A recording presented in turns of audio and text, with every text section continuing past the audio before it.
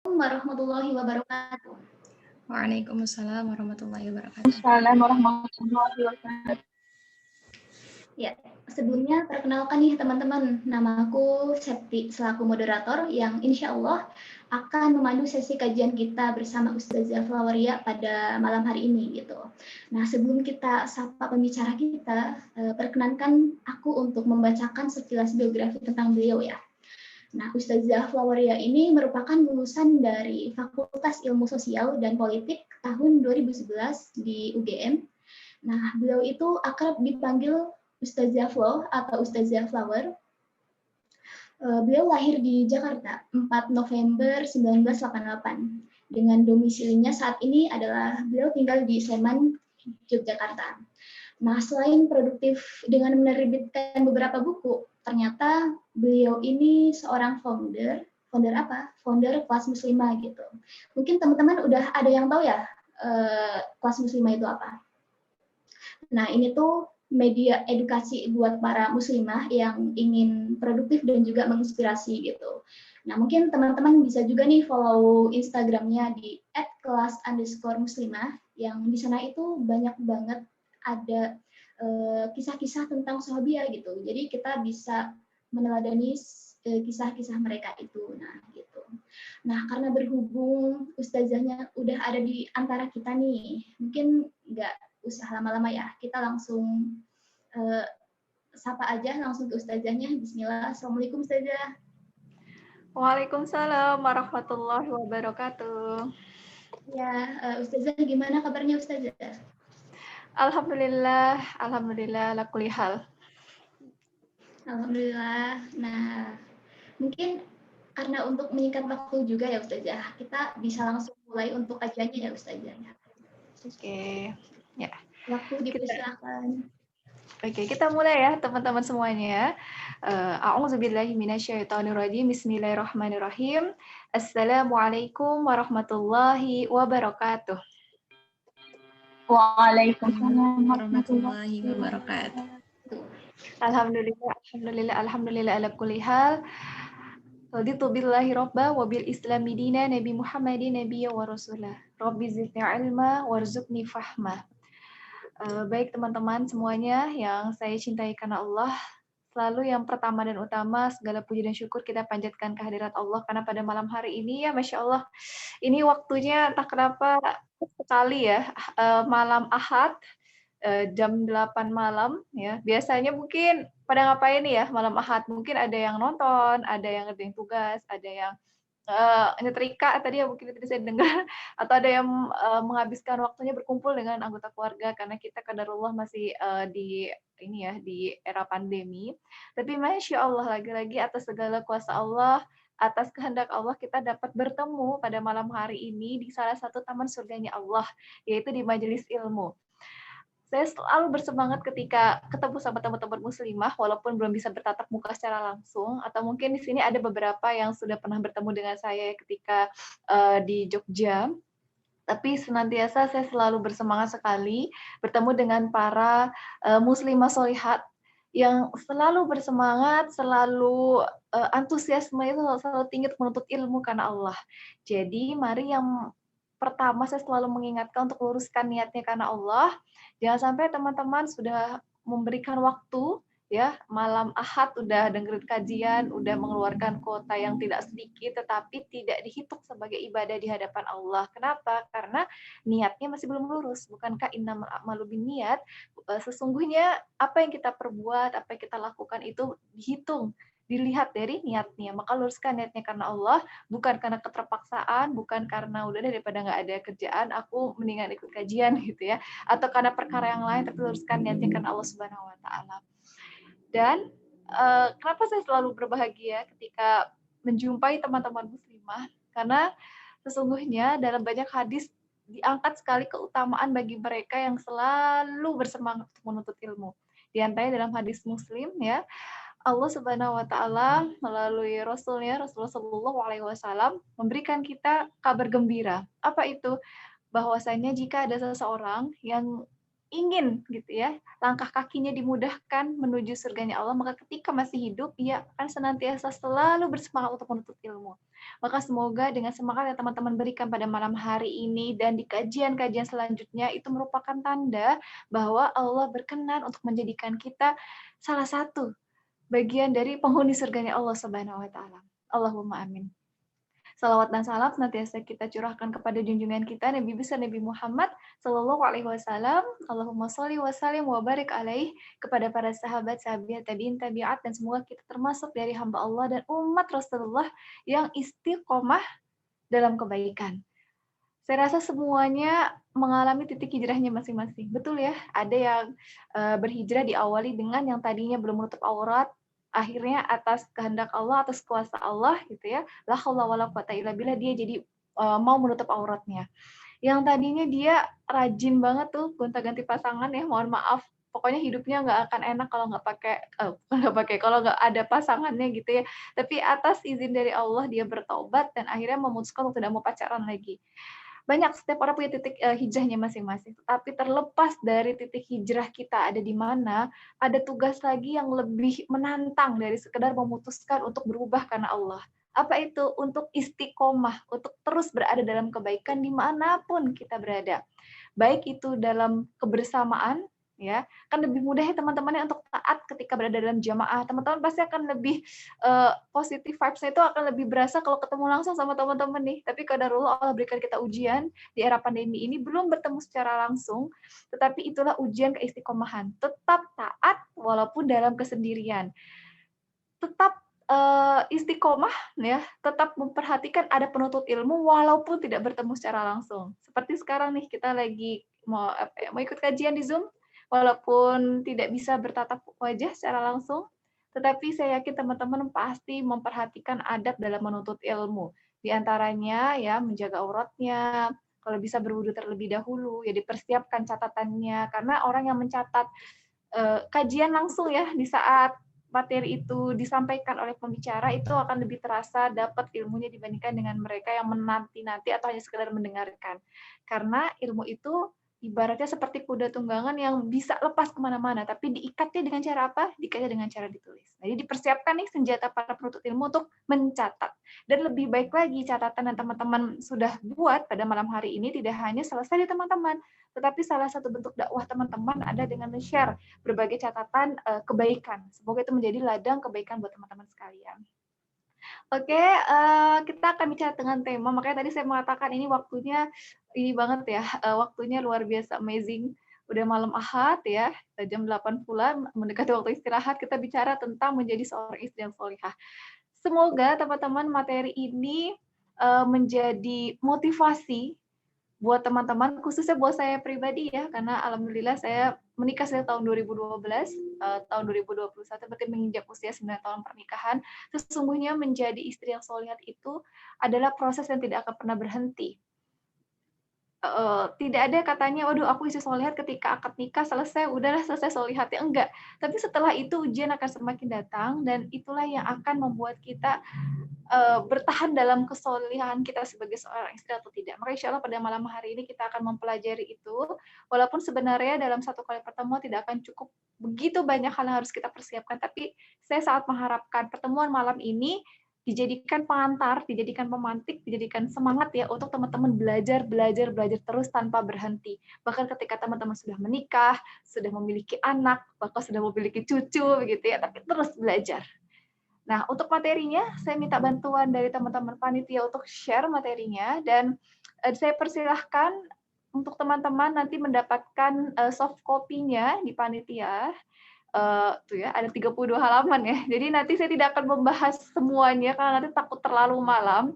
Saya akan membahas beberapa hal ya, nanti untuk lebih detail teman-teman bisa baca, nanti akan lebih banyak tanya jawab saja, ya, supaya forumnya bisa lebih hidup. Teman-teman bisa minta soft file kepada panitia, dan kalaupun mau di-share lagi ke teman-teman yang lain yang qadarullah ya, belum kesempatan untuk hadir pada malam hari ini, saya persilahkan. Baik, saya mengangkat judul yang lebih ini ya, kalau tadi How to be a Great Wife, lebih kepada kewajiban dan akhlak istri sholihah dalam pernikahan. Sebelum saya bahas tentang kewajiban apa saja, yang harus dilakukan oleh seorang istri dan akhlak apa saja yang harus ada pada diri seorang istri yang solihah kepada suaminya dalam pernikahan yang diridhoi oleh Allah Subhanahu wa taala. Saya ingin memulai dengan seperti ini, teman-teman. Tentu saja menjadi istri yang solihah seperti yang saya katakan tadi prosesnya panjang. Prosesnya panjang, bahkan sebelum kita menemukan jodoh, sebelum kita menjadi istri yang sah gitu ya, ijab kabul, itu juga merupakan bagian proses kita untuk menjadi istri yang solihah. Istri yang solehah adalah mereka yang ketika masih sendiri, yang masih belum Allah pertemukan dengan jodohnya, dia senantiasa menjaga kesucian dirinya. Dia senantiasa menjaga kehormatan dirinya, dia senantiasa menjaga kemaluannya, itu juga merupakan ikhtiar sejak awal untuk menjadi seorang istri yang solehah.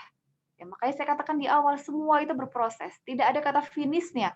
Kalau yang bahaya itu adalah ketika kita sudah merasa, aku udah merasa solehah nih, udah deh aku selesai belajar, aku selesai kajiannya, aku selesai hafalan Al-Qur'annya. Itulah yang bahaya, teman-teman. Maka proses ini harus teman-teman semuanya ikuti dengan baik. Ya, Bismillah, ketika kita bersama dengan Allah, nanti ketika berjalannya proses itu terus, ujian banyak datang, kita akan senantiasa semakin kuat di dalam proses tersebut. Maka saya ulangi lagi, menjadi istri yang soleh itu dimulai sebelum pernikahan itu. Teman-teman memutuskan untuk tidak pacaran lagi, memutuskan untuk menanti jodoh, mencari jodoh, menjemput jodoh dengan cara yang sesuai dengan syariat Islam, itu juga merupakan bagian dari istri yang solehah. Yaitu dengan ini takruf, dengan khitbah nanti, dan juga sampai akad nikah. Dan yang harus kita pahami juga, teman-teman, bahwasanya kita diciptakan oleh Allah Subhanahu wa taala tentu saja bukan tanpa tugas, bukan tanpa tanggung jawab. Semua dari kita pasti akan dimintai pertanggungjawabannya, khususnya terhadap amanah apa saja yang telah Allah berikan kepada kita. Maka teman-teman, kita diciptakan oleh Allah itu punya dua tugas besar. Yang pertama adalah sebagai hamba Allah, dan yang kedua sebagai khalifatullah. Itu nanti teman-teman ada realisasinya di amanah-amanah yang Allah berikan kepada kita. Amanah yang pertama adalah sebagai seorang anak. Ya, kalau belum menikah, ya, menjadi istri yang soleh itu dimulai dengan menjadi anak perempuan yang solihah, yang penuh bakti kepada orang tuanya. Biwalidaynya itu maksimal. Bukankah perintah berbakti kepada orang tua itu menempati urutan kedua setelah taat kepada Allah, tidak menyekutukan Allah, ya? Maka pastikanlah kita menjadi anak-anak penuh cinta kepada orang tua kita. Karena saya yakin teman-teman, ketika kita mencintai orang tua kita, maksimal dalam birrul walidain, berbakti kepada orang tua, maka ikhtiar untuk menjadi istri yang soleh itu akan lebih mudah. Itu amanah yang pertama. Amanah yang kedua, ketika nanti ya menemukan jodohnya, menjadi seorang istri yang solihah. Ya, nanti ada kriterianya ya yang akan saya bahas pada malam hari ini. Semoga menjadi motivasi buat semua. Amanah yang ketiga, ketika sudah menikah, Allah berikan tanggung jawab ya, yakni berupa keturunan, maka menjadilah seorang ibu yang kuat. Tentu saja menjadi ibu yang solihah. Dan amanah yang keempat apa itu? Yakni menjadi seorang daiyah. Daiyah itu adalah mendakwah. Setiap dari kita punya kewajiban untuk berdakwah. Jangan menunggu udah nikah dulu baru mau dakwah. Jangan nunggu punya anak dulu baru mau berdakwah. Tapi sekarang ya, detik ini kita dibebankan kewajiban untuk berdakwah dengan catatan sesuai dengan kemampuannya masing-masing. Ada yang memang Allah berikan potensi untuk berbicara, ya, menjadi seorang public speaker. Dia berdakwah dengan cara jadi seorang pembicara. Tapi ada yang Allah berikan potensi untuk menulis, maka dia dakwah dengan tulisan. Allah berikan potensi dengan desain, maka dia dapat berdakwah dengan desain. Allah berikan potensi dia di jago masak. Itu juga termasuk bagian dari dakwah di bidang kuliner. Apapun yang teman-teman lakukan di jalan Allah dengan tujuan kontribusi umat ini juga bagian dari dakwah. Jadi itu ya pengantar ya teman-teman. Saya ulangi sekali lagi, menjadi seorang istri yang soleh itu semuanya berproses. Semuanya berproses. Tidak ada kata finishnya kecuali nanti kita menghadap Allah dan Allah ridho menerima apa yang sudah kita lakukan ketika berada di dunia. Dan yang perlu diingat lagi, proses itu tidak hanya setelah sah menjadi seorang istri. Ketika teman-teman menanti jodoh, menjemput jodoh dengan cara yang berkah, itu juga merupakan ikhtiar dari menjadi seorang istri yang salihah. Oke, kita kembali ke slide-nya. Kita masuk ke slide yang ini yang pertama ya judulnya. Oke, slide yang kedua. Sebelum kita bahas tentang kewajiban apa saja seorang istri kepada suaminya, kita harus mengetahui hak-hak suami terhadap kita. Kenapa sih kita harus taat kepada suami kita? Kenapa sih Allah memberikan kedudukan seorang suami dalam arti tanggung jawabnya itu lebih dibandingkan dengan istrinya. Nah, banyak sekali hadis, dalam ayat Al-Qur'an juga tadi sudah dibacakan ya oleh MC kita. Di antara dalam Quran surat An-Nisa ayat 34, bahwasanya kaum laki-laki itu adalah pemimpin bagi kaum wanita. Nah, teman-teman sudah paham tentang hal ini. Alasannya apa? Oleh karena Allah telah melebihkan sebagian mereka laki-laki atas sebagian yang lain atau wanita. Dan karena mereka laki-laki telah menafkahkan sebagian dari harta mereka. Sebab itu, maka wanita yang salih ialah yang taat kepada Allah, lagi memelihara diri ketika suaminya tidak ada, oleh karena Allah telah memelihara mereka. Ini tadi sudah dibacakan oleh MC ya secara lengkapnya. Intinya apa? Teman-teman harus menyadari bahwa bukan berarti ada pembedaan Allah lebih mencintai laki-laki gitu ya, tidak melihat perempuan, tidak. Tapi Allah menciptakan laki-laki dan perempuan dengan fitrahnya masing-masing, dengan tanggung jawabnya masing-masing, dengan potensinya masing-masing. Ya, ada persamaannya, ada perbedaannya. Persamaan dan perbedaan itu Allah satukan dalam ikatan pernikahan agar bisa saling melengkapi satu sama lainnya. Maka ketaatan kepada suami, teman-teman yang saya cintai karena Allah, niatkanlah itu bentuk ibadah kita kepada Allah. Teman-teman menjadi istri yang solihah tujuannya supaya Allah ridho dengan apa yang teman-teman lakukan. Kalau teman-teman menjadi seorang istri yang solihah dengan tujuan hanya, saya garis bawahi ya, dengan hanya agar suami itu senang, agar dipuji oleh suami, maka teman-teman harus siap untuk sakit hati. Kenapa? Karena belum tentu semua kebaikan yang dilakukan oleh seorang istri kepada suaminya itu akan berbalas dengan kebaikan yang sama. Banyak kasus istrinya sudah baik, tapi ternyata suaminya membalas dengan hal-hal yang tidak baik. Kalau kita menggantungkan apa yang kita lakukan kepada pasangan kita, kepada anak kita, kepada orang tua kita, itu hanya karena apresiasi manusia, maka bersiaplah untuk kecewa. Sebaliknya, kalau kita menggantungkan hanya untuk mendapatkan ridha Allah, maka bersiaplah untuk mendapatkan kabar gembira. Karena yakin deh, kalau kita memberikan sesuatu yang baik di jalan Allah, kita berbuat sesuatu karena Allah, tujuannya adalah Allah, Allah tidak mungkin tidak akan membalas dengan yang lebih baik dari apa yang kita berikan. Pasti balasan Allah itu lebih baik daripada apa yang kita berikan. Itu yang pertama, keagungan hak suami terhadap seorang istri. Dan di ayat ini ya dipertegas bahwasanya kewajiban memberi nafkah, salah satu yang membuat seorang istri terus taat kepada suaminya adalah karena memang kewajiban seorang suami untuk memberikan nafkah kepada istrinya. Itu hukumnya wajib. Nanti kalau ada pertanyaan bagaimana kalau istri yang menafkahi keluarganya, wajib atau tidak? Tetap bukan berarti suaminya gugur.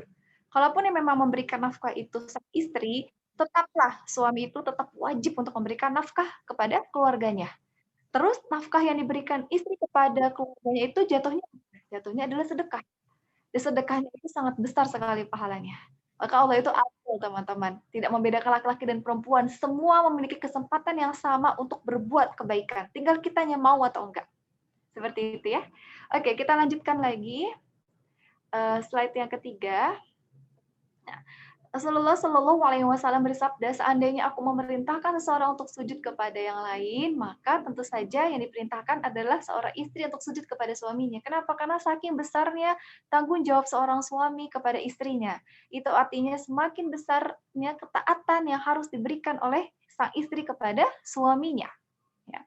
Dan di dalam perkataan dari Ibnu Taimiyah bahwasanya tidak ada hak yang lebih wajib untuk ditunaikan seorang wanita setelah hak Allah dan Rasulnya daripada hak suami. Ini kasusnya ketika sudah menikah. Ya, ketika sudah menikah, ketaatan kita yang pertama tetap kepada Allah Subhanahu Wa Taala itu yang nomor satu, yang paling utama tidak boleh tergantikan oleh apapun. Yang kedua kepada Rasulullah, baru kepada suami. Itu kalau sudah menikah. Kalau belum menikah, suaminya belum ada begitu ya, maka ketaatan kepada Allah dan Rasulnya dilanjutkan dengan ketaatan kepada orang tua. Maka teman-teman kalau sekarang nih banyak yang mungkin ya ada beberapa yang belum menikah, maksimalkanlah ketaatan kalian kepada orang tua kalian. Itu orang tua kalian itu juga merupakan pintu surga bagi kalian. Seperti halnya mungkin di sini ada yang sudah menikah nih, maka maksimalkanlah ketaatan kalian kepada suami kalian karena ridho suami kalian itu nanti akan menjadi kunci surga bagi kalian. Itu slide yang ketiga. Kita lanjut lagi, saya percepat ya, semoga materi bisa tersampaikan secara utuh. Kita masuk kepada kewajiban istri. Menjadi istri yang solihah adalah sosok istri yang mengetahui kewajibannya kepada suaminya. Karena seperti ini teman-teman sekalian yang saya cintai karena Allah, banyak orang, ya khususnya para akhwat ya, ketika saya mengisi kajian pernikahan tuh yang datang tuh sangat banyak, bludak ya. Perbedaan antara peserta ikhwan dengan yang akhwat itu bisa 1:10. Bahkan akhwatnya bisa sampai di luar ruang utama ya, ikhwannya cuma 1 atau 2 baris gitu ya, sedikit sekali. Saya selalu mengatakan bahwasanya jangan sampai ini khususnya bagi yang belum menikah, semangat untuk menuntut ilmunya hanya berhenti pada perkara ta'aruf, hanya perkara khitbah, akad nikah, udah selesai. Jadi ngerasa senang gitu ya, bahas tentang hal-hal persiapan pernikahan, cuma berhenti sampai situ saja. Padahal seharusnya ilmunya itu harus diperpanjang lagi. Jadi harus mengetahui hak dan kewajibannya sebagai seorang istri. Karena kalau cuma selesai sampai bab ta'aruf, bab khitbah, bab akad nikah, dan qadarullah dia tidak mengetahui kewajibannya, maka bagaimana dia dapat menjadi seorang istri yang sholihat? Karena istri yang sholihat tadi ya, dia yang tahu kewajibannya dan dia menunaikan kewajibannya dengan baik. Sebaliknya, kalau kita menjadi istri, kalau kita tidak mau menjadi istri yang sholihat, maka silahkan untuk lebih menuntut hak daripada kewajiban. Pilihannya itu, mau jadi istri yang sholihat atau yang tidak. Kalau istri yang sholihat, dia akan lebih maksimal dalam menunaikan kewajibannya, tahu kewajibannya apa saja. Tapi kalau tidak mau menjadi istri yang sholihat, silahkan sebebas-bebasnya. Mau pilih yang mana? Nah, saya rasa teman-teman pasti mau pilih yang terbaik ya. Tidak hanya di dunia maupun di akhirat, yaitu pilihan menjadi seorang istri yang sholihat. Maka kewajiban istri yang pertama adalah mentaati perintah suami. Mentaati perintah suami. Ya. Dalam hadis riwayat Ahmad, teman-teman nanti bisa baca lebih jelasnya di hadapan teman-teman. Ada seorang, dikatakan di sini ada seorang wanita, ya, bibi dari Al-Husain bin Mishan, itu menceritakan bahwa bibinya pernah datang ke tempat Rasulullah untuk suatu keperluan. Selesai dari keperluan tersebut, Rasulullah Shallallahu Alaihi Wasallam bertanya kepada wanita tersebut, apakah engkau sudah bersuami? Wanita tersebut menjawab, sudah ya wahai Rasulullah. Rasulullah kembali bertanya, bagaimana sikap engkau terhadap suamimu? Wanita tersebut menjawab, aku tidak pernah mengurangi haknya kecuali dalam perkara yang aku tidak mampu. Maka Rasulullah Shallallahu Alaihi Wasallam bersabda di akhir hadis ini, lihatlah di mana keberadaanmu dalam pergaulanmu dengan suamimu, karena suamimu adalah surga dan nerakamu. Jadi kalau kita ingin mendapatkan surganya Allah, taatlah kepada suami kita. Sebaliknya, kalau kita ingin menjadi wanita penghuni nerakanya Allah, maka tidak usah taat kepada suami. Simple ya seperti itu ya. Itu yang pertama. Kita lanjutkan lagi. Tapi bicara tentang ketaatan, yang perlu diingat juga nih teman-teman, tidak ada ketaatan dalam perkara kemaksiatan. Tetap ketaatan yang utama itu adalah kepada Allah dan kepada Rasul-Nya. Baru kepada, kalau belum menikah ya kepada orang tua, kalau sudah menikah kepada suaminya. Jangan dibalik. Wah, ketika sudah menikah kan tadi katanya harus taati kepada suaminya. Ya udah, aku taat banget nih sama suamiku. Kalau misalnya suami aku nyuruh lepas jilbab, kalau suami aku nyuruh udah deh nggak usah sholatnya nggak usah rajin-rajin amat, aku taati. Tidak seperti itu ya. Tidak boleh ada ketaatan yang melebihi ketaatan kita kepada Allah dan Rasul ya. Tidak boleh ada ketaatan dan kemaksiatan. Begitu pula ketika kita berbakti kepada orang tua kita, birrul walidain. Kalau orang tua kita memaksa kita, mohon maaf gitu ya, untuk keluar dari agama ini, jangan sampai kita berpikir, iya ya, kan aku harus taat ya kepada orang tuaku, yaudah deh aku ikutin aja. Salah. Tetap ketaatan kepada Allah dan Rasulullah itu adalah yang nomor satu. Kita lihat kisah dari salah satu dari perempuan surga. Saya yakin teman-teman hafal ya, ada 4 perempuan surga.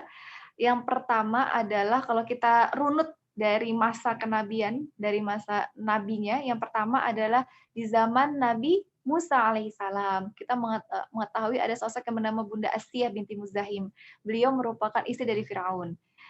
Perempuan surga yang kedua itu merupakan ibunda dari Nabi Isa alaihissalam, yaitu Maryam binti Imran, yang namanya bahkan dijadikan nama surat. Nama ayahnya Imran juga dijadikan nama surat. Jadi luar biasa sekali nih keluarga Maryam. Mungkin teman-teman nanti kapan-kapan bisa tadabbur ini ya, keluarga ini ya, keluarga Maryam, keluarga keluarga Imran, karena keluarga ini mencetak generasi yang sangat luar biasa. Generasi ke bawahnya sangat luar biasa. Yang ketiga, wanita yang sudah dijamin surga, wanita yang terbaik adalah Bunda Khadijah radhiyallahu anha, merupakan istri Rasulullah yang pertama, dan yang keempat adalah Fatimah Az-Zahra atau putri bungsu dari Rasulullah SAW dengan Bunda Khadijah. Dari keempat perempuan surga ini ya, yang sangat hebat Yang pertama tadi Bunda Astia binti Muzahim mengajarkan kepada kita bahwasanya tetap ketaatan kepada Rob, pada Tuhan, tidak boleh mengalahkan ketaatan kepada suami.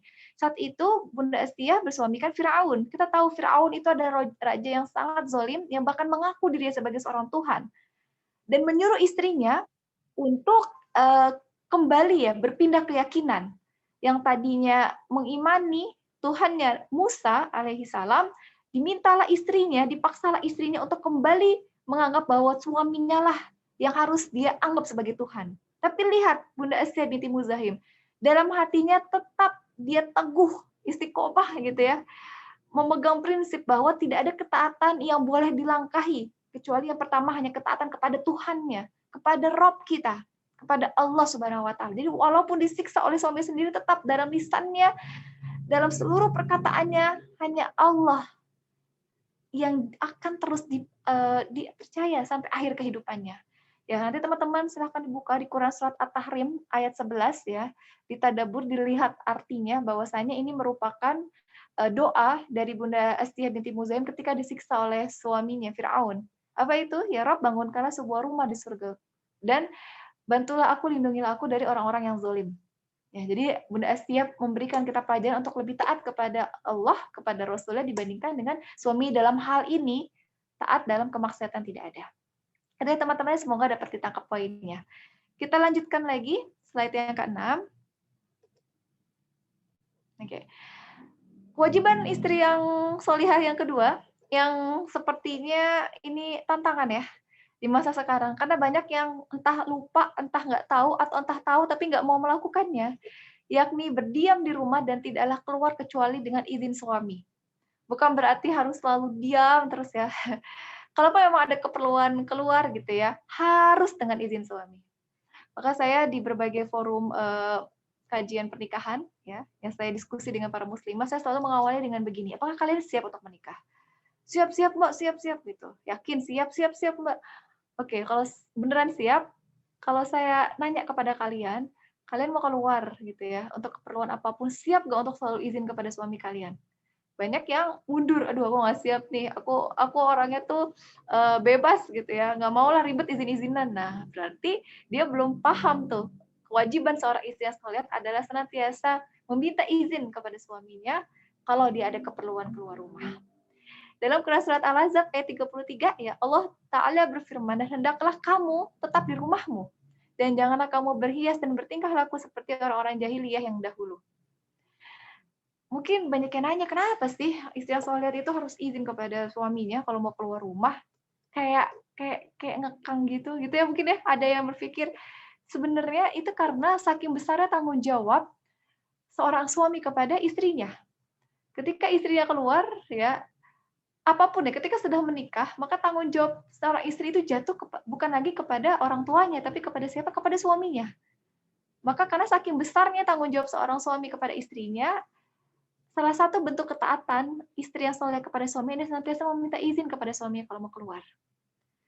Janganlah nanti ketika sudah menikah, udah deh aku keluar aja gitu, nggak usah izin ribet. Nah, berarti itu tandanya kita tidak membantu suami kita untuk melaksanakan tanggung jawabnya dengan baik. Ini minta izin, ya minta izin. Kalau sekarang belum menikah, latihan nah, minta izin kepada siapa? Bukan minta izin sama mantan atau sama pacar, ya tidak. Tapi coba latihan untuk minta izin kepada orang tua kita. Ya. Karena kalau belum menikah tadi ya ketaatan yang ketiga setelah Allah dan Rasulullah adalah kepada orang tua kita. Itu kewajiban kita yang kedua. Kita lanjutkan lagi kewajiban yang ketiga. Oke, slide yang ketujuh bisa dimajukan. Nah, tidak mengizinkan orang lain masuk rumah kecuali dengan izin suaminya. Nah, ini juga nih, hati-hati sekali ya para akhwat sholihat, atau mungkin di sini ada sudah menikah ya. Hati-hati sekali kita memasukkan atau menerima tamu dari luar. Kalau saya dengan suami ya, saya selalu berkomunikasi.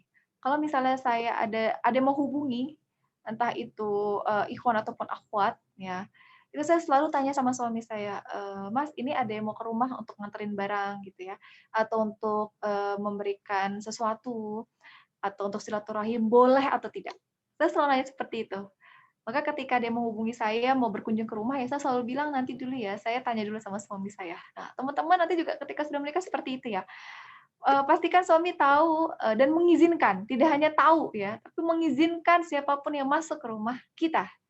Karena lagi-lagi kalau kita tidak mendapatkan izin dari suami kita itu fitnahnya di mana-mana. Ya. Dalam hadis riwayat Muslim, ya, Rasulullah Shallallahu alaihi wasallam berpesan dalam Haji Wada. Bertakwalah kalian dalam urusan para wanita atau istri-istri kalian, karena sesungguhnya kalian mengambil mereka dengan amanah dari Allah dan kalian menghalalkan kemaluan mereka dengan kalimat Allah. Hak kalian, maksudnya hak para suami atas mereka, atas istri-istrinya adalah mereka tidak boleh, jelas sekali ya teman-teman di sini ya, tidak boleh mengizinkan seorang pun yang tidak kalian sukai untuk menginjakkan permadani kalian atau masuk ke rumah kalian. Ya. Dan Ibnu Hibban juga mengatakan bahwasanya tidak boleh seorang wanita mengizinkan seorang pun untuk masuk di rumah suaminya sedangkan suaminya ada, melainkan dengan izin suaminya. Teman-teman, bahkan ya ketika kita menerima tamu, saudara yang sudah jelas sekalipun, atau orang tua kita yang berkunjung ya, misalnya kita memang beda rumah ya, pisah rumah setelah menikah dengan orang tua mau berkunjung, itu juga harus terus dikomunikasikan dengan suami. Jadi siapapun yang mau berkunjung ke rumah, minta izin dengan suami. Agar apa? Agar jauh dari fitnah, agar menjaga keriduan suami, dan kalau suami sudah ridho, insya Allah rumah tangganya akan penuh dengan keberkahan, sakinah, mawaddah, dan warahmah. Itu yang nomor 3. Kita lanjutkan lagi yang nomor 4. Nah, taat pada suami ketika diajak ranjang. Nah, hadis Bukhari dan Muslim bahwasanya dari Abu Hurairah, Nabi Shallallahu alaihi wasallam bersabda, jika seorang pria, seorang suami ya, tepatnya mengajak istrinya ke ranjang lantas istri enggan memenuhinya, maka malaikat akan melaknatnya hingga waktu subuh. Nah, saya rasa untuk pembahasan ini saya tidak akan membahas terlalu detail, teman-teman bisa baca dan saya yakin bisa memahaminya. Intinya adalah berikanlah pelayanan yang terbaik kepada suami kalian kelak, gitu ya.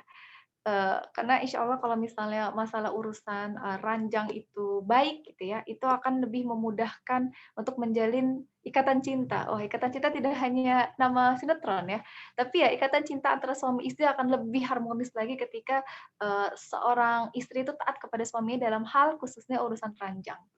Seperti itu ya. Saya nggak akan bahas nih, nanti para jomblo-jomblo mengawang kemana-mana. Tapi intinya saya yakin teman-teman sudah paham tentang hal ini. Kita lanjut lagi nih, nomor 9. Syarat 9, kewajiban yang kelima adalah tidak berpuasa sunnah ketika suami ada kecuali dengan izin suami. Misalnya nih teman-teman ya, ketika masih belum menikah, masih single lillah gitu, rajin puasa Senin Kamisnya, rajin puasa Ayyamul Bidnya, rajin puasa Daudnya gitu. Nanti ketika sudah menikah itu juga harus izin kepada suaminya. Dalam hadis riwayat Bukhari dan Muslim, ya, Rasulullah Shallallahu alaihi wasallam bersabda, tidaklah halal bagi seorang wanita untuk berpuasa sedangkan suaminya ada, tidak berpergian kecuali dengan izin suaminya. Jadi izinlah. Tapi teman-teman ini ya, ini perkara-perkara yang memang hukumnya itu sunnah. Tapi kalau puasa Ramadan nggak usah izin ya, Mas, aku boleh puasa Ramadan nggak? Ternyata suaminya bilang, nggak usah deh, ya kita libur lah puasa Ramadannya. Nggak ada kayak gitu ya. Tapi ini dalam hal ya sunnah. Misalnya lagi nih, tadi ya teman-teman rajin nih saum sunnahnya. Pas pengantin baru, akad ini ya, nikahnya hari Ahad. Hari Seninnya teman-teman udah biasa nih puasa. Teman-teman harus izin kepada suami teman-teman nih, afwan, akhi. Ya, biasanya kalau awal-awal masih panggil akhi ya, atau antum. Belum berani manggil mas atau manggil kesayangan, masih kagok nih. Boleh tidak ana puasa? Gitu. Tapi seharusnya itu gak usah ditanya ya, harusnya peka ya. Masih hari pertama udah puasa, kasihan suaminya. Nah, jadi ya lebih baik izin. Alhamdulillah kalau suami yang ngizinin. Kalaupun suaminya tidak mengizinkan, insya Allah teman-teman juga akan mendapatkan pahala. Pahala apa itu? Pahala ketaatan kepada suami kalian. Kalau maksa gitu ya, Mas tuh gak ngerti ya. Aku tuh ahli puasa gitu ya. Kenapa sih Mas malah mengharang aku puasa? Please deh Mas, pahami aku, terima aku. Aku tuh udah deh, pokoknya nggak boleh dilarang-larang. Teman-teman nekat nih puasa gitu ya, suami nggak ngizinin. Itu kira-kira puasanya seperti apa, diterima nggak? Tentu saja. Di sini dikatakan apa? Tidak halal. Puasa yang kalian lakukan yang menahan lapar dan haus dari sebelum adzan subuh sampai maghrib itu nggak akan diterima. Kenapa? Karena suaminya nggak ridho, nggak ngizinin. Tapi sekali lagi itu untuk urusan perkara yang sunnah. Jangan ya, Mas aku boleh puasa Ramadan nggak?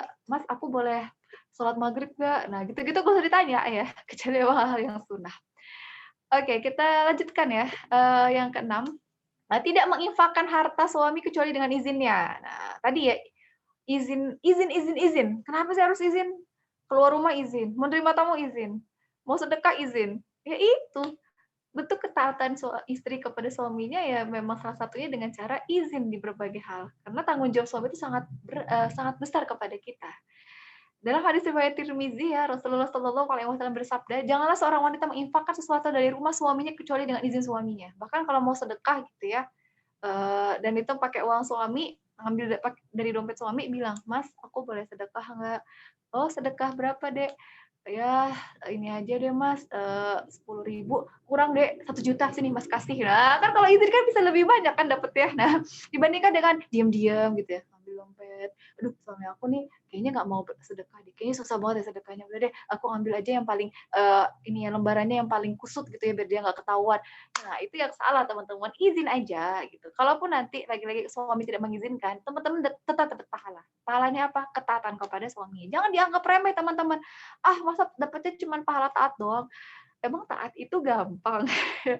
Emang taat itu seperti membalikan telapak tangan. Taat itu kita butuh ya meredam emosi kita, butuh ketundukan, butuh keikhlasan. Taatnya dengan ikhlas ya. Jangan taatnya, Mas, aku taat tapi dalam hati dendam. Nah, jangan seperti itu. Taatnya benar-benar ini, benar-benar 100% taat gitu ya. Ikhlasnya benar-benar ikhlas.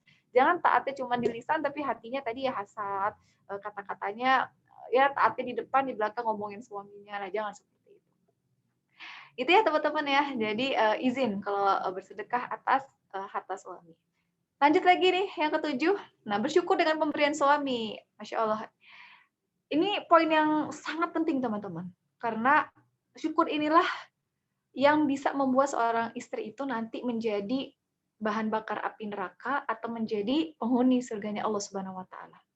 Teman-teman tahu ya bahwa Rasulullah kan pernah tuh diajak jalan-jalan ya, ngelihat keadaan surga, keadaan neraka. Dan Rasulullah ketika melihat neraka tuh kaget loh, kok mayoritasnya perempuan. Apakah itu karena perempuan tersebut ketika masih di dunia jarang sholat, ibadahnya malas-malasan, tapi apa kata malaikat? Tidak, mereka adalah orang yang para wanita itu adalah orang yang ahli sholat gitu ya, ibadahnya bagus. Tapi penyebab mereka masuk ke neraka adalah karena kufur kepada suaminya dan melupakan kebaikan suaminya. Nah ini, jadi mereka dikasih sama suaminya apa, nggak berterima kasih dan tidak bersyukur. Semua kebaikan suaminya seakan hilang gitu ya karena marah. Itulah yang menjadi salah satu penyebab banyak wanita, khususnya para istri, yang menjadi penghuni neraka. Kenapa? Bukan karena perkara tidak syukur kepada Allah, tapi tidak syukur kepada suaminya. Tidak dapat menerima pemberian suami dengan sebenar-benarnya keikhlasan. Maka saya sangat mengharapkan buat diri saya sendiri ya, mohon didoakan buat teman-teman semuanya untuk dapat menjaga rasa syukur terhadap apapun pemberian suami. Agar apa? Agar kita terhindar dari bahan bakar api neraka. Nauzubillah. Oke, selanjutnya yang ke-8, nah, berdandan cantik dan berhias diri di hadapan suami. Sebenarnya teman-teman boleh nggak sih muslimah itu pakai makeup? Boleh. Boleh nggak sih skincarean? Boleh. Silakan mau pakai ala Korea, mau pakai ala ala Jepang, mau pakai step-stepnya mau berapa step gitu, mau 40 step atau mau berapa step silahkan. Tapi yang memandang itu harus diperhatikan. Yang berhak untuk mendapatkan kecantikan kalian itu bukanlah laki-laki di luar sana, tapi siapa? Suami kalian. Suami kalian. Hiasilah tatapannya, pandangannya ketika memandang kalian itu dalam keadaan yang terbaik. Jadi dandanan yang terbaik itu di hadapan suami, bukan di hadapan suami orang lain. Gitu ya. Itu lebih berbahaya lagi. Maka kalau misalnya sudah menikah, kita keluar aja dandannya habis-habisan ya, maka kalau depan suami kok cuman seadanya saja gitu ya. Pakaiannya juga yang tidak terawat, tapi kalau ketemu sama orang lain itu dandanannya heboh-hebohan. Nah, coba ini lagi diperbaiki lagi susunannya gitu ya. Harusnya ketika di hadapan suami teman-teman bisa memberikan penampilan yang terbaik dan sesuai dengan selera suami. Nanti suami mau minta mau style seperti apa ya, selagi itu tidak melanggar syariat maka diikuti saja ya. Sebagai bentuk apa ketaatan kita kepada Allah. Dengan apa? Dengan taat kepada suami kita. Itu yang nomor 8. Kita lanjutkan yang 9. Nah, tidak menyakiti suami dan tidak membuatnya marah. Ya, di dalam hadis riwayat Tirmizi bahwasanya Rasulullah Shallallahu Alaihi Wasallam bersabda, di teguran juga nih, sindiran lebih tepatnya. Tidaklah seorang istri menyakiti suaminya di dunia, melainkan istrinya dari kalangan bidadari akan berkata, wah jadi rivalnya itu bidadari deh. Bidadari itu akan berkata, janganlah engkau menyakitinya, semoga Allah memusuhimu. Dia, sang suami, ya suami kita, itu hanyalah tamu di sisimu. Hampir saja ia akan meninggalkanmu menuju kepada kami. Sayang kita berat loh, sewa bidadari. Maka kalau kita berlaku tidak baik kepada suami kita, yang menang ya rival itu, yang bidadari itu. Tapi kalau kita senantiasa berlaku baik, taat kepada suami dengan maksimal, ibadahnya juga bagus, maka sungguh perempuan itu akan membuat semua bidadari itu cemburu. Cemburu, teman-teman. Coba ya, saya bahas sedikit tentang bidadari surga. Bidadari surga itu tuh kurang apa sih? Itu teman-teman bisa lihat gambaran bidadari surga itu di Quran surat Al-Waqiah.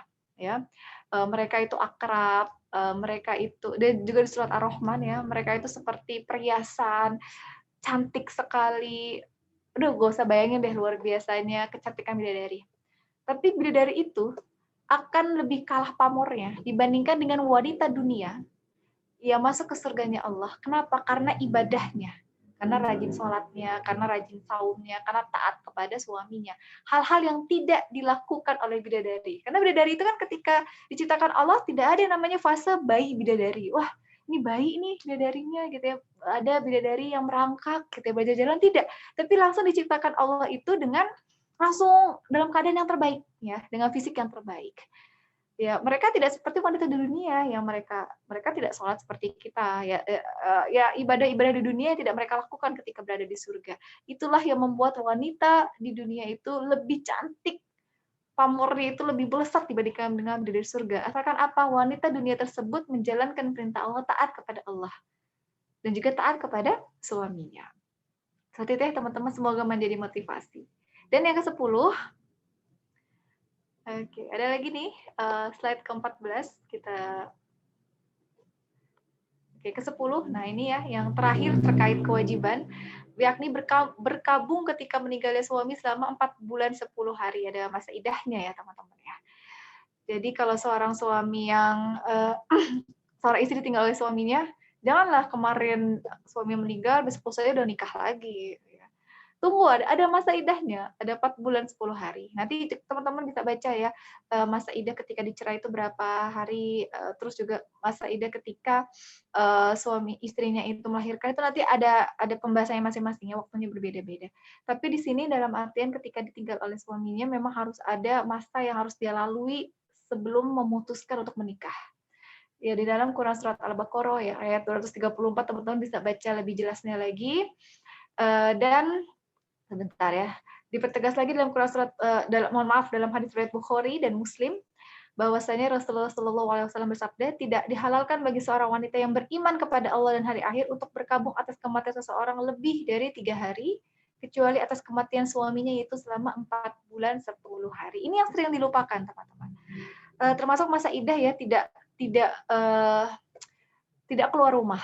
Ataupun memang kalau keluar rumah ya dia sangat meminimalisasi untuk keluar rumah, tetap berada di rumah, memperbanyak ibadah-ibadahnya, memperbanyak doa kepada almarhum suaminya. Nah, itu merupakan bentuk dari ketaatan seorang istri yang soleh kepada suaminya bahkan ketika suami sudah meninggal dunia. Oke, itu teman-teman ada 10 kewajiban. Nah, mungkin saya akan minta waktu lagi sekitar saya sampai ini ya, ada 8 menit lagi sampai jam 21. Kita masuk ke akhlak ya. Akhlak istri kepada suaminya.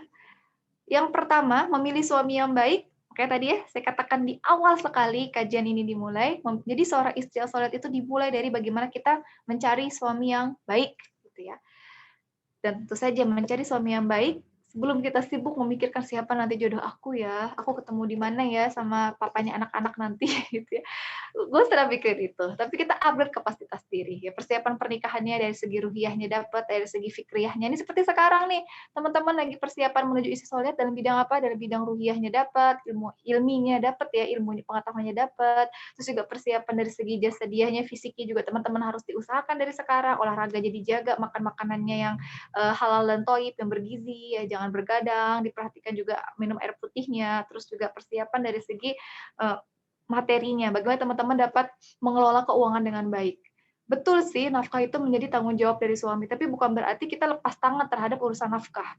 Ada suami yang memang memberikan nafkahnya dengan baik, tapi kok ngerasa ini ya, selalu ribut aja masalah nafkah. Oh, ternyata setelah dilihat permasalahannya, istrinya yang kurang pandai dalam mengelola nafkah yang diberikan oleh sang suami kepada dirinya. Maka teman-teman harus dipelajari itu bagaimana cara mengatur keuangan yang baik, jangan sampai lebih besar pengeluaran ya dibandingkan dengan pemasukan. Itu alat yang pertama. Alat yang kedua, slide yang ke-17. Oke, dipercepat lagi. Terus lagi. Nah, taat dan berbakti kepada suami. Tadi sudah dijelaskan ya di kewajiban. Next slide lagi. Nah, ini salah satu hadis ya yang diangkat sebagai tema utama. Teman-teman bisa lihat dalam hadis yang diriwayatkan oleh At-Tabarani, bahwasanya maukah kalian aku beritahu tentang istri-istri kalian di dalam surga? Ya. Jadi Rasulullah itu bertanya kepada para sahabat, wahai sahabat, mau nggak nanti saya kasih tahu istri-istri kalian di surga itu seperti apa sih gitu ya kriterianya? Para sahabat menjawab, tentu saja wahai Rasulullah. Dan Rasulullah menjawab kembali, istri-istri kalian di dalam surga itu adalah wanita yang penyayang lagi subur, lemah lembut ya, tidak kasar, subur, dapat memberikan keturunan. Kalaupun memang Allah tidak memberikan amanah di dunia, tapi setidaknya senantiasa selalu memberikan pelayanan yang terbaik kepada suaminya. Apabila ia marah, sang istri itu marah atau diperlakukan buruk atau suaminya marah kepadanya, maka istri yang solihat ini, ya istri-istri di dalam surga, akan berkata kepada suaminya, wahai suamiku, ini tanganku di atas tanganmu. Di tangan istrinya itu berada di atas tangan suaminya, mataku tidak akan bisa terpejam hingga engkau ridho. Artinya apa? Istri yang solihat itu senantiasa selalu berlapang dada gitu ya untuk meminta maaf kepada suaminya, walaupun belum tentu dia yang salah. Gampang atau susah? Susah banget. Ya, saya mengatakan ini susah. Gak usah deh kita bicara belum nikah. Mungkin sekarang aja nih, kita yang belum menikah tuh untuk minta maaf kepada orang yang udah jelas salahnya itu bukan salah kita, itu berat. Ya, apalagi nanti nih, sebagai gambaran ketika sudah menikah nih, aduh ternyata yang salah itu suami aku, dia masih belum nyadar ya kesalahannya, tapi istri yang soleh itu kesabarannya itu unlimited. Dan bicara tentang kesabaran itu adalah salah satu karakter dari penghuni surga. Maka minta maaf duluan. Mas, aku minta maaf ya, aku tahu aku yang salah. Walaupun mungkin yang salah itu suaminya. Minta maaf, aku benar-benar minta maaf, aku menyadari kesalahan aku, dan aku nggak bisa tidur kalau misalnya Mas nggak bisa memaafkan aku pada malam hari ini. Wah, itu udah jempolan. Pasti itu leleh, luluh, dan lilih ya suaminya kalau sudah diminta maafin atau disayang istrinya seperti itu. Jadi kalau ada permasalahan dalam rumah tangga ya teman-teman, jangan sampailah dibawa sampai tidur. Kalau bisa diselesaikan sebelum tidur udah damai. Nanti tidur semakin damai lagi, bangun tidur semakin cinta. Nah, jadi itu ya konsepnya. Jangan sampai tidur dalam keadaan marah, apalagi saling membelakangi gitu ya. Kita menghadap ke kiri, suaminya menghadap ke kanan. Jadi yang bertatapan itu bukan eye to eye contact gitu ya, tapi punggung to punggung ya. Punggung dengan punggung ya bertatapan. Nah, tidak seperti itu. Tapi ya kita harus semakin bijak ya dalam mengelola emosi dengan baik. Selanjutnya, dipercepat lagi. Kita masuk ketiga ya, istri yang sholat itu berbakti kepada ibu mertua dan menghormati keluarganya. Tidak mungkin seorang istri yang sholat akan berkata kepada suaminya, Mas, pilih aku atau ibumu. Wah, itu tandanya apa? Dia tidak paham bahwasanya kewajiban seorang anak laki-laki untuk taat kepada orang tuanya itu tidak bisa tergantikan walaupun ketika sudah menikah. Kalau ada ya istri yang bertanya seperti itu nih pada suaminya, milih aku atau ibumu, Mas? Kalau misalnya kau memilih ibumu, aku pergi. Kalau misalnya kau memilih aku, tinggalkan ibumu. Nah, kalau dijawab sesuai dengan syariat Islam, tentu saja yang harus dipilih istri atau ibunya? Tetap ibunya. Yang rugi siapa? Istrinya. Kenapa? Karena itu tetap seorang anak laki-laki itu tanggung jawabnya, baktinya kepada ibunya ya, terutama tidak terputus bahkan ketika sudah menikah. Maka hati-hati sekali dalam mengeluarkan statement. Seharusnya istri yang sholat itu justru menjadikan anak laki-laki atau suaminya itu semakin berbakti kepada orang tuanya. Jangan jadi istri yang justru memecah belah gitu ya, ngomporin suaminya untuk gak mau komunikasi lagi sama orang tuanya. Nah itu bukan istri yang sholat, tapi jadikanlah kita sebagai sosok yang semakin mengikatkan ya hubungan antara anak laki-laki dengan ibunya. Dalam hal ini suami kita dengan ibunya atau ibu mertua kita. Seperti itu ya. Terus sebenarnya sudah banyak yang bertanya. Saya baca cepat saja yang keempat ya, akhlak kita sebagai seorang istri yang soleh itu berusaha memperoleh kasih sayang suami dan ridhonya. Oke, dilanjutkan akhlak yang kelima, tidak menyebarluaskan rasa suami. Nah, ini penting juga nih.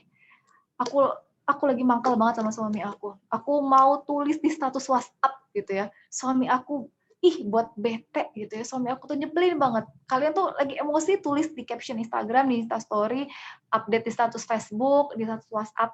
Apakah itu akan menyelesaikan masalah? Justru akan memperparah masalah. Tapi banyak nggak sih yang kayak begini? Banyak. Makanya banyak rumah tangga yang sebenarnya itu bisa selesai masalahnya ketika hanya diselesaikan dengan bicara baik-baik berdua. Tapi sebaliknya banyak rumah tangga yang pecah, yang berpisah gitu ya, yang ribut terus. Kenapa? Karena tidak tahu bagaimana cara menyelesaikan masalah dengan baik, mengundang orang lain untuk mengetahui aib, untuk mengetahui permasalahan tanpa ada solusi yang pasti. Ya, maka hati-hati teman-teman, jaga banget nih jempol. Kalau lagi bete-betean nih sama pasangannya nanti sama suaminya, tahan. Aduh, aku pengen banget update gitu ya. Jangan. Kalau kita update, ibaratnya kita akan menyiram bensin di dalam api yang sudah berkobar dalam rumah tangga tiga. Ditahan, gitu ya. Ditahan, banyak istighfar, komunikasi dengan suami. Kalaupun butuh ada masukan dari orang ketiga, pilihlah mereka yang amanah. Jangan sembarangan cari orang. Aduh, aku cari orang nih. Ternyata yang kita cari itu jubir satu kampung ya. Kita cerita sama dia, ternyata besoknya satu kampung udah tahu masalah kita. Nah, itu yang salah teman-teman. Maka pilihlah yang memang dapat memegang amanah dengan baik. Oke, 5, 6, saya bacakan lebih singkat lagi. Selalu mendampingi dan mendukung pendapat suami asalkan berada dalam kebaikan. Akhlak yang ketujuh adalah mendorong suami untuk berinfak di jalan Allah, gitu ya. Senang kalau suaminya itu berbuat baik, disemangati. Masya Allah. Terus suamiku tambah ganteng ya kalau habis infak. Aduh, suami aku tambah soleh ya kalau sholat di masjid. Terus suami aku nih, pokoknya selalu disupport ya. Terus disemangati ketika suami kita melakukan hal kebaikan. Nomor 8, membantu suami untuk mentaati Allah. Ya, tadi sudah ada contohnya gitu ya, disupport dari segi lisan kita, dari segi perbuatan kita support suami kita. Yang nomor 9, menarik hati suami tadi ya, 9, 10, 11 ini ada hubungannya sama tadi ya, akhlak kewajiban yang awal-awal sudah saya katakan, berdandan dengan sebaik-baiknya di hadapan suami. 12, senantiasa menyertai suami saat suka maupun duka.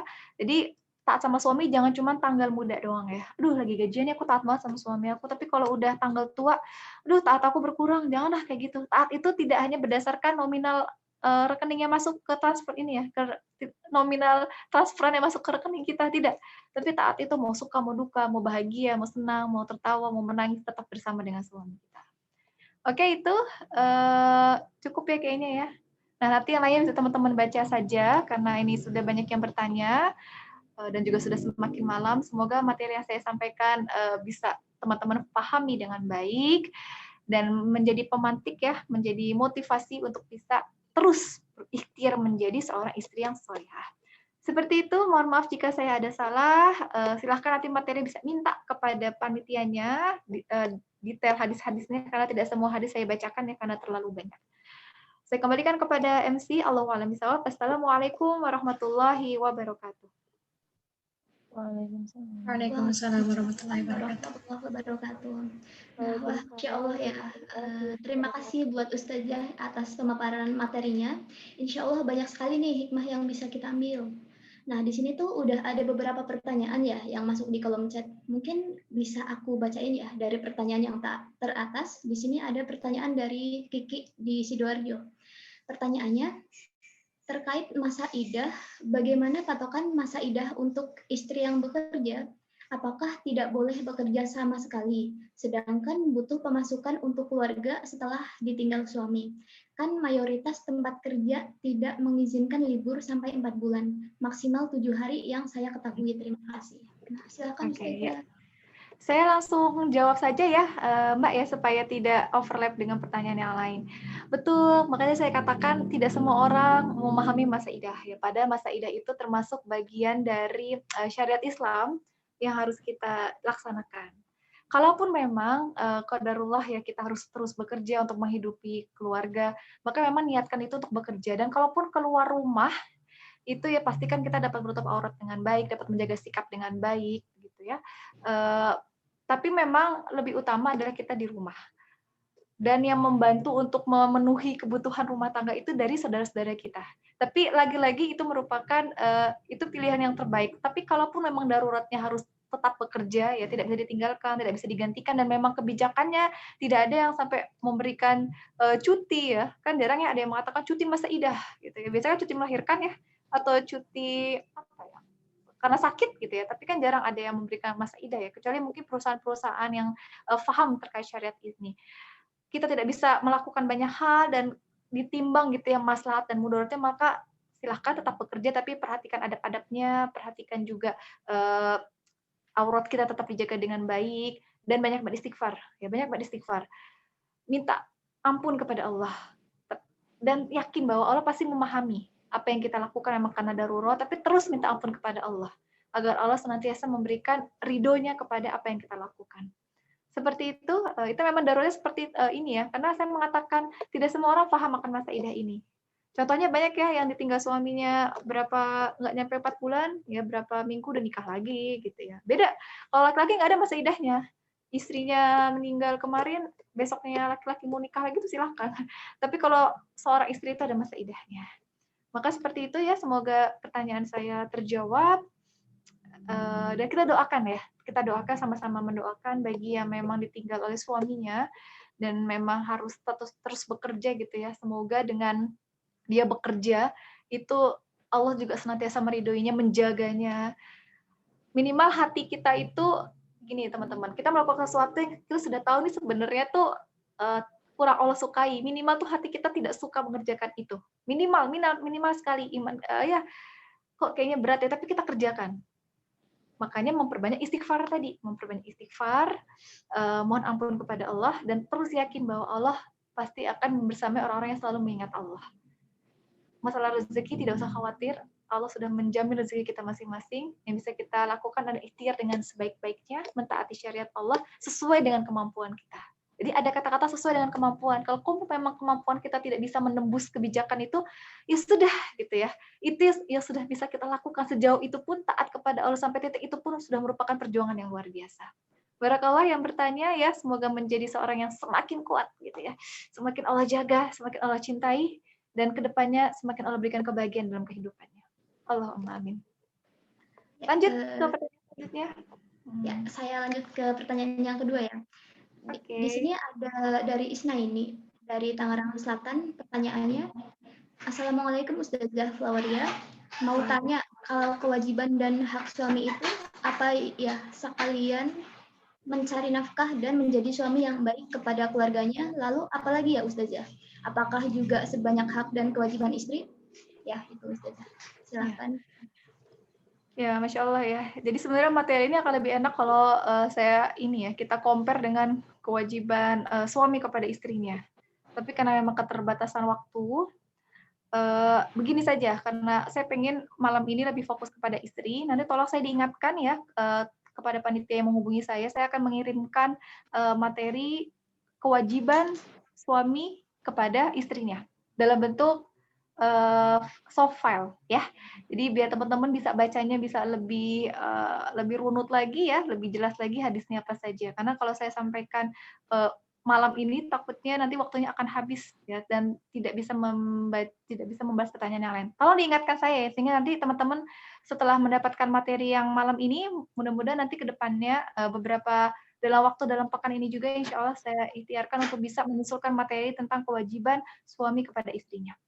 Seperti itu ya, semoga bisa menjawab. Ya, nanti insya Allah untuk jawabannya menyusul ya, Ustazah. Ya. Nah, untuk penanya berikutnya, ada dari Setiani, dari Karawang, pertanyaannya.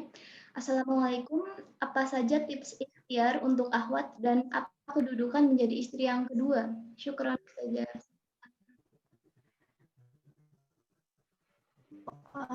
Mohon maaf, tadi saya agak putus-putus.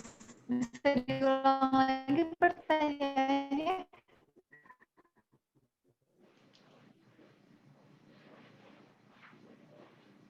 Oh.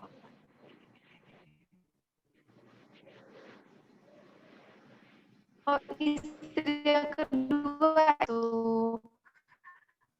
masih ada atau sudah meninggal, karena setiap kasus itu akan berbeda sesuai dengan sebab akibatnya ya. Ustazah, mohon maaf, suaranya putus-putus sepertinya. Menjadikan istri yang kedua ketika istri yang pertama itu masih ada. Itu Oke, sudah? Apakah sudah jelas? Sudah saja. Tadi putus-putus ya Ustazah? Untuk suaranya. Putus-putus. Ya, sebentar. Tes, apakah sudah jelas suaranya? Ya, sudah saja. Ya, sekarang udah Ustazah.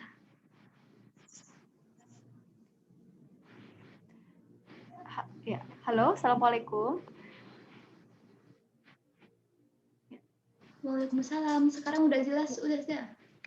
Sudah ya, soalnya di audio saya juga saya balapan dengan suara saya sendiri, sepertinya memang ada yang crash ya, audionya nggak apa-apa. Intinya begini, segala keputusan, baik itu menjadi istri yang pertama, istri kedua, atau istri yang kesekian gitu ya, itu punya konsekuensinya masing-masing.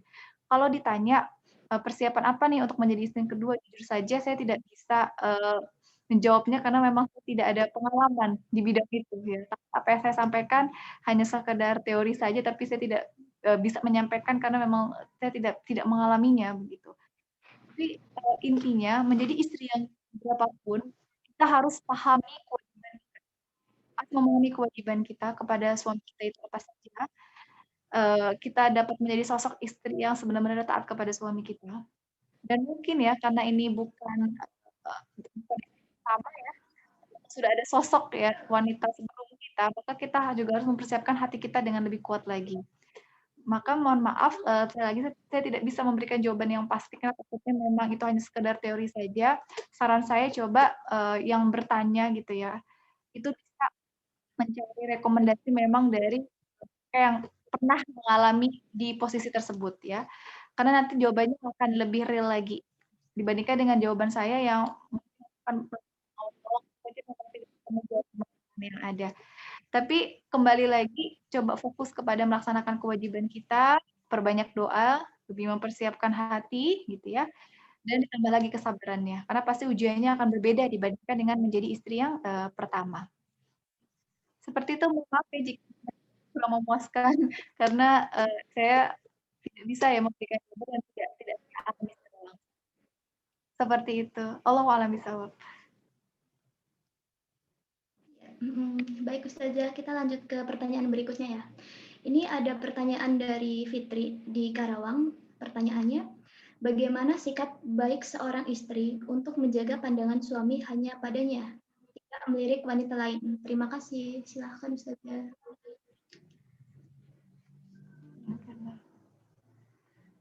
Sebentar.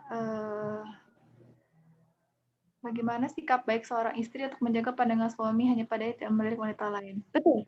Ya, makanya salah satu yang kewajiban seorang istri kepada suami itu memastikan ketika suami itu melihat kepadanya itu ada sesuatu yang baik ya. Baik dari segi berpakaian, dari segi, mohon maaf, bahkan tatanan rambut ya. Kalau suami memang menginginkan tatanan tertentu, suami tidak menyalahi aturan, maka kita bisa melakukannya. Bahkan ketika kita berdandan di hadapan suami dengan semaksimal mungkin, itu akan ibadahnya itu sangat besar ya di hadapan Allah Subhanahu wa taala. Ya, sepertinya ada gangguan suara. Begini saja, saya coba live dulu, nanti saya akan masuk lagi ya. Semoga suaranya bisa lebih jelas. Seperti itu ya, saya izin live sebentar, nanti saya akan masuk lagi. Ya.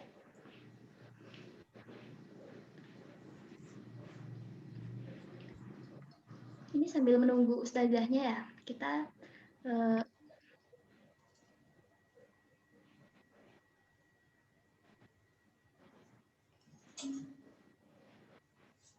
Ya, masih bisa ya teman-teman. Kalau misalkan masih ada yang ingin bertanya, boleh tulis aja di kolom chat. Oke, Ustazah Floweria sudah hadir lagi. Ya, Assalamualaikum warahmatullahi wabarakatuh. Apakah suara saya sudah lebih jelas? Waalaikumsalam Ya, warahmatullahi sekarang wabarakatuh. udah jelas Ustazah. Oke, ya. Tadi ya diulangi lagi bahwasannya pertanyaan relief. Kalau misalnya kita berdandan tadi yang memastikan suami itu hanya memandang istrinya, itu juga merupakan ibadah. Teman-teman berdandan yang di hadapan suami, memakai pakaian yang disukai oleh suami, maka semua yang teman-teman lakukan itu terhitung ibadah yang sangat besar pahala di sisi Allah Subhanahu wa taala. Jadi ketika teman-teman berdandan bukan di hadapan suami, itu bisa jadi tidak mendatangkan pahala tapi malah mendatangkan murkanya dari Allah. Jadi maksimalkan ya ketaatan kita kepada suami dan memberikan penampilan yang terbaik kepada suami kita. Seperti itu. Wallahu a'lam bishawab. Ya, baik. Karena masih ada waktu ya, jadi kita lanjut ke pertanyaan berikutnya ya. Ini ada pertanyaan dari Okta di Tangsel. Assalamualaikum Ustazah. Bertanya, bagaimana baiknya sebelum nikah? Apakah boleh jika meminta janji pranikah untuk tidak dipoligami?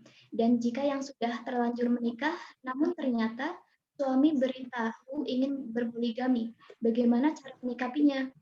Apakah suami bebas melakukannya dan istri yang harus sabar atau pernikahan yang kedua tidak sah karena istri tidak ridho?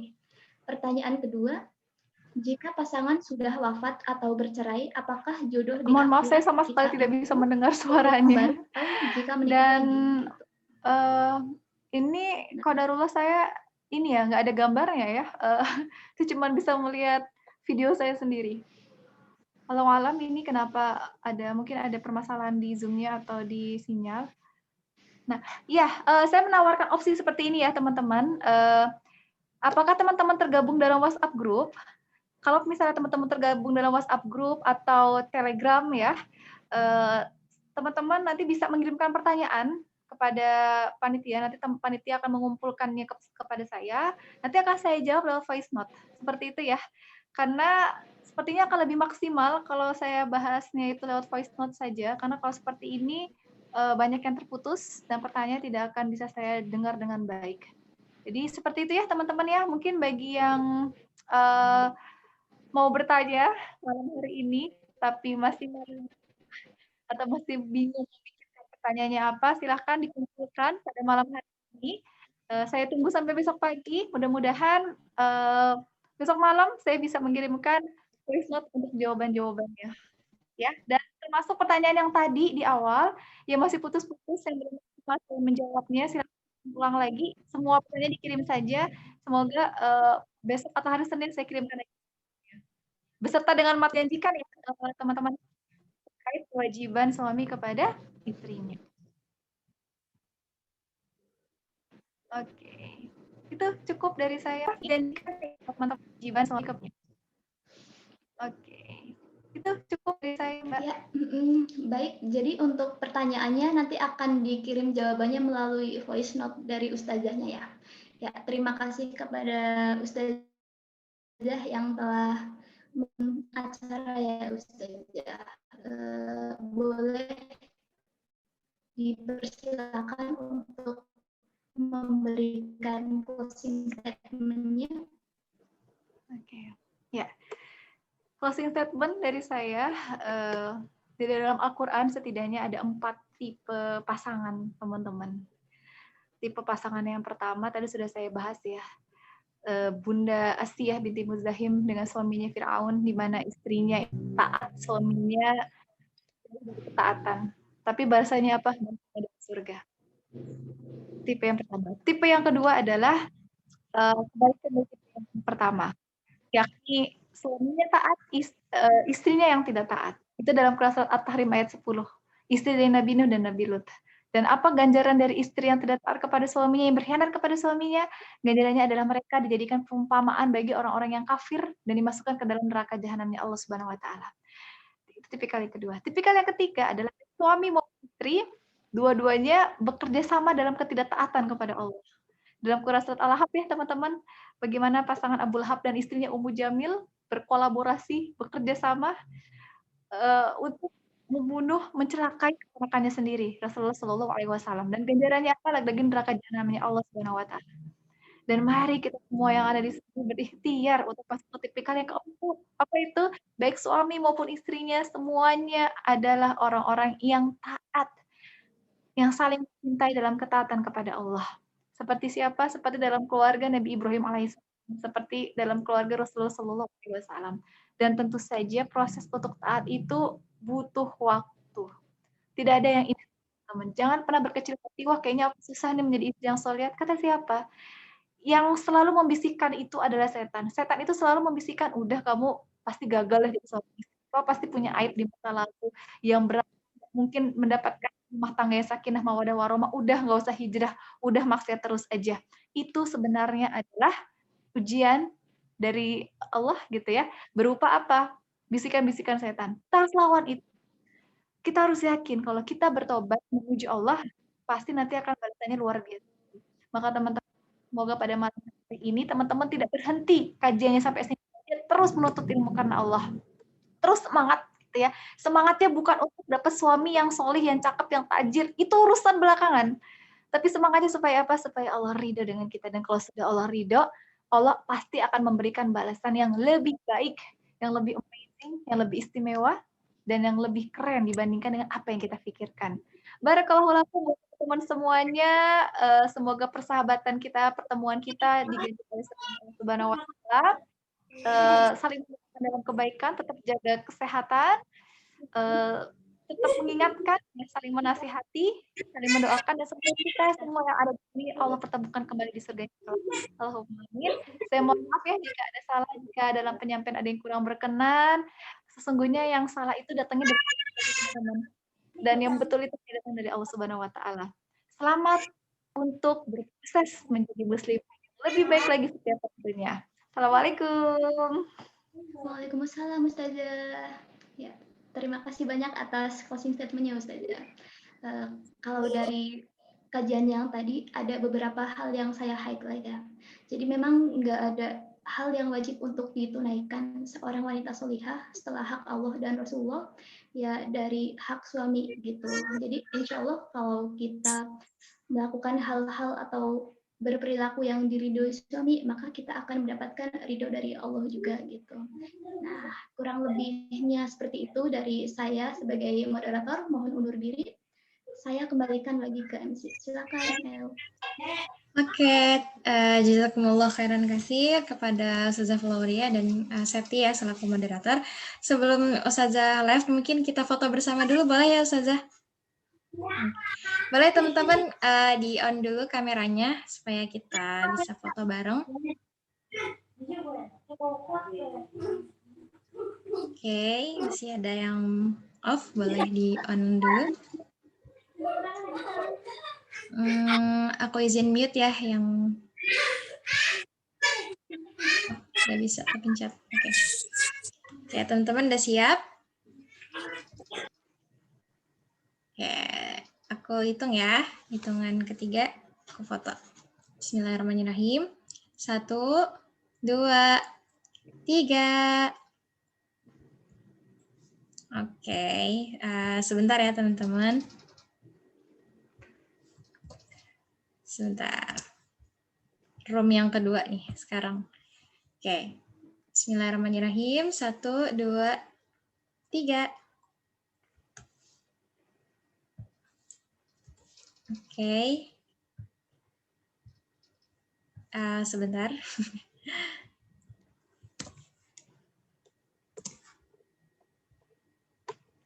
Room yang terakhir. Bismillah. 1, 2, 3. Oke, baik. Terima kasih banyak teman-teman semua, juga kepada Ustazah Flauria. Insya Allah ntar jawaban teman-teman yang belum terjawab, insya Allah akan dijawab sama Ustazah Flauria melalui voice note ya. Jadi setelah ini teman-teman jangan live dulu dari grup, karena nanti juga ada di-share recordnya teman-teman. Insya Allah nanti ini akan di-share recordnya dan tayang juga di YouTube-nya An-Najm Project gitu ya teman-teman. Untuk teman-teman yang belum follow Instagram kami, boleh di-follow An-Najm An-Najm.project supaya nggak ketinggalan TTM berikutnya dan agenda-agenda kebaikan lainnya gitu ya.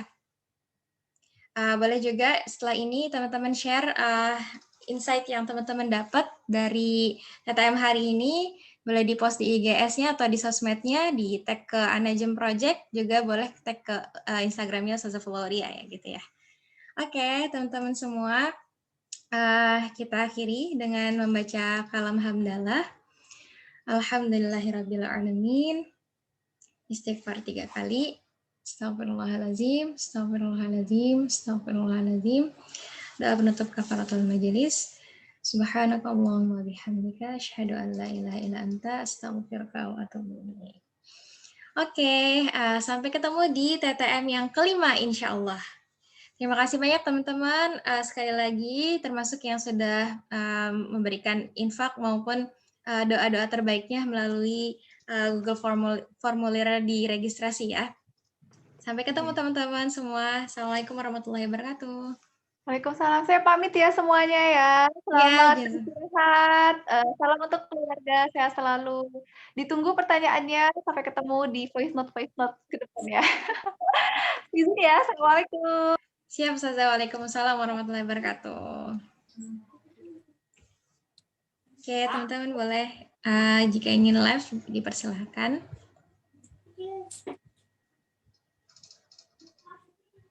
Bawah.